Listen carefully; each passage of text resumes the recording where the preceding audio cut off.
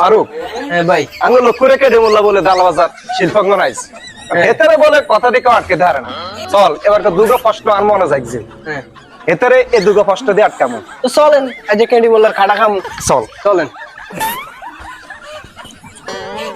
ভাই ওরি না ক্যান্ডি মোল্লা চল আজ যাইছে এতারে হ্যাঁ চলেন সালামু আলাইকুম কাকা ওয়ালাইকুম আসসালাম। আপনারা না আমরা দুজন মিলে খুঁজি কি লাগে? আঙ্গ মনে দুগো প্রশ্ন জমারিছ কেউ এই প্রশ্ন দুগো উত্তর দিতে হইতো না আমার মনে আম না হিরবে কি দুগা প্রশ্ন? আমার মনে প্রশ্ন যাইছে পৃথিবীতে দেশ কোয়ান পৃথিবীতে দেশ কোন?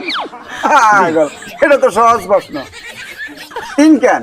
কি কি ইন্ডিয়া, বিদেশ, বাংলাদেশ।